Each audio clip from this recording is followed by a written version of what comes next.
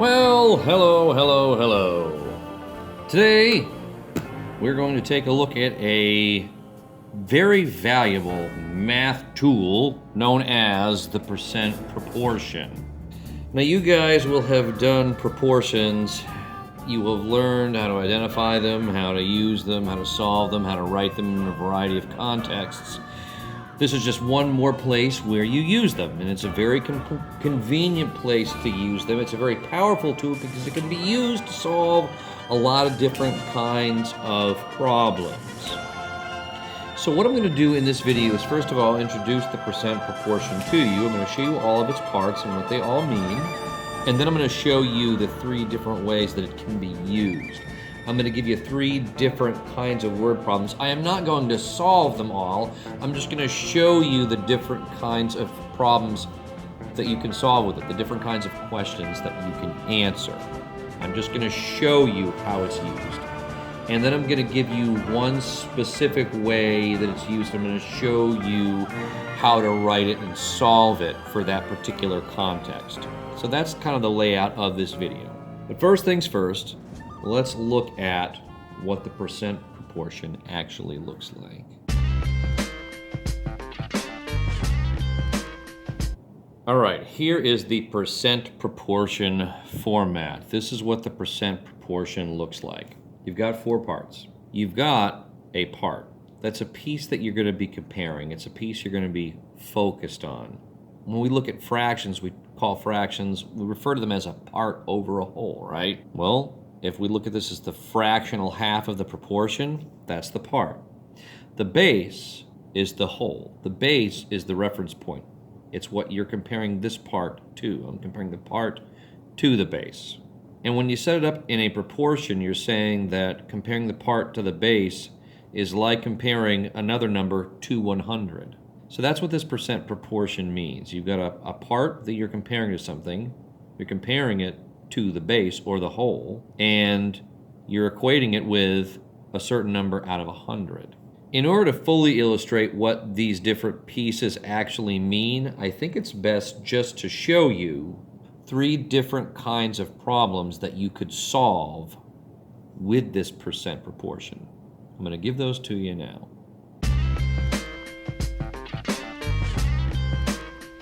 So what I have here are three different questions that you could answer using this percent proportion. This format could be used to find the answer to any of those, and the different ways you could rephrase these questions. There's different ways you could rephrase each of these. You could mix the order of things around, and as long as you keep certain things the same, it's basically the same question. And we'll talk about that as I go along and I set up the proportions for these. Again, I am not going to actually answer these questions. I'm not going to solve these.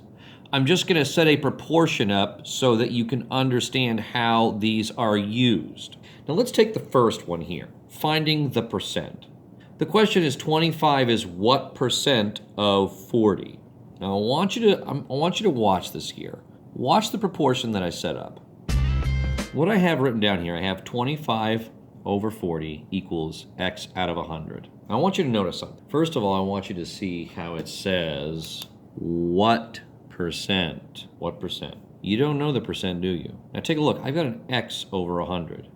If you look at the percent proportion, if you look at the format, the percentage is what goes over 100. Well, if I don't know the percent, it just makes sense to put the variable over 100. The percent is the thing that is unknown. Now you have to take a look at 25 and 40. Now I'm going to show you this is a really important concept here.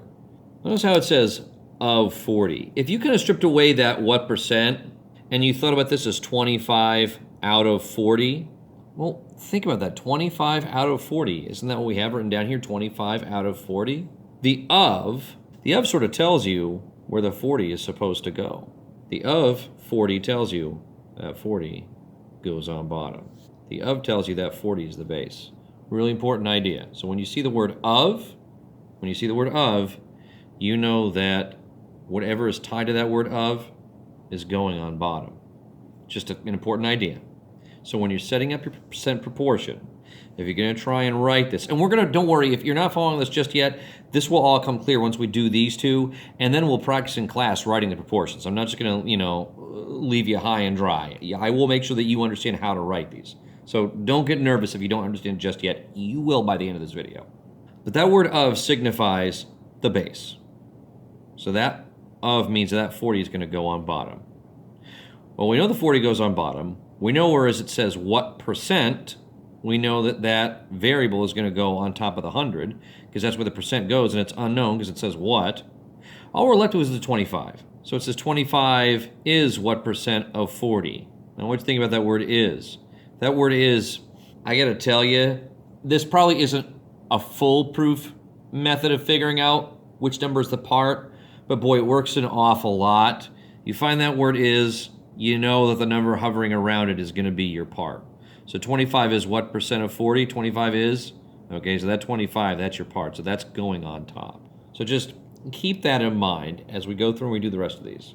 So if you want to find a percent, if you want to know what percent something is, if you want to answer a question like this, 25 is what percent of 40? If you want to answer a question like that, well, one, it says what percent, so you know the x is going over 100. Because you don't know the percent. That's unknown, obviously. The of is telling you that 40 is the base, so that's going to go on bottom, and it says 25 is. Now, now, obviously there's only one place left for it. If you've got 100 here, and you've got the x there, and you've got the 40 there, there's only one place left to put that 25 there. But you've also got that word is to kind of help you along. So that 25 is, that means that 25 is going on top. Real basic concept. We're not going to solve this right now. We're just looking at how to write a proportion from these word problems. Now let's take a look at this here. Let's say you want to find the part. Well, here's what that looks like. It says, what is 82% of 106? Let's do this one together. We'll just, I won't just write it out. I'll kind of talk you through the process. So let's set up our proportion here. Now, knowing what I said before, I said, okay, the percent goes over 100. Let's fill in the 100 right now. That's always going to go there. When you're writing your percent proportions, if you have a question like this or this or this, you set it up like this, and then you put your 100 on the bottom right off the bat. So you start with that.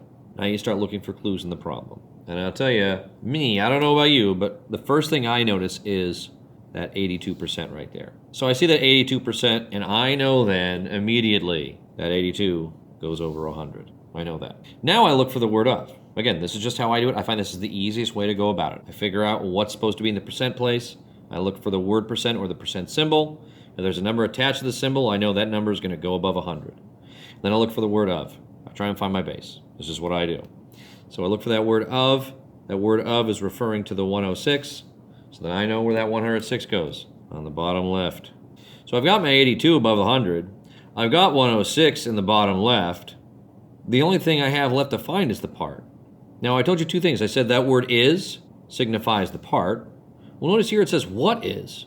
I don't know what 82% of 106 is. Whereas it says, what is? I know full well that's where the x goes.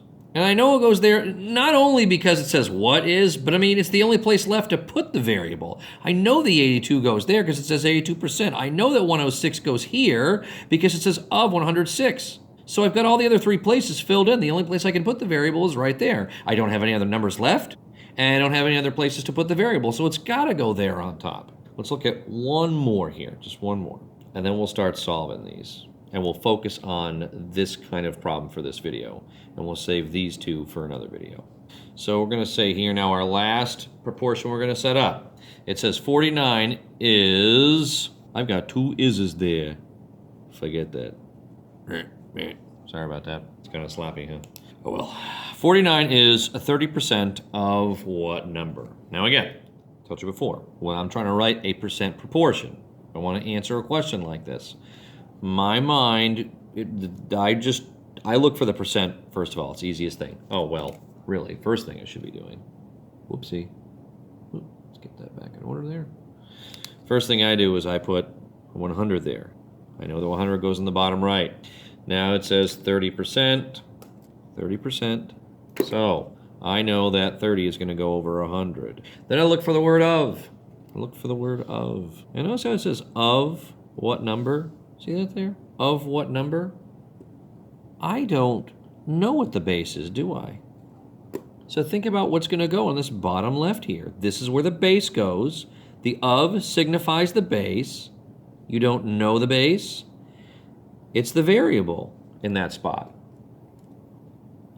So I've got the 30 there, I've got my variable here. I have one other number in this question, 49. I don't have any other places to put 49. 49 has to go here. But we can know it goes there, not just because there's nowhere else to put it, but because it says 49 is 30% of what number? Remember I told you before that word is kind of a signal that you're dealing with the part. See how it says 25 is, and 25 is on top here. It says what is, you don't know the part, and the X is on top there in that spot for the part. Here it says 49 is. I'm going to say 49 on the top there like that. That's how you set up percent proportions. Now again, I'm going to go into this in more detail as we go along. This is just a short introduction to the format for the percent proportion, and there's lots of kinds of problems you can solve with this. These are just like basic number problems. You can even get into word problems using this percent proportion here. You just have to make sure you put the numbers in the right place. And that's it. So this is the percent proportion. Now, let's actually look at a specific kind of problem, and we'll practice setting these up and solving them. Let's take a look at word problems where you have to find the percent.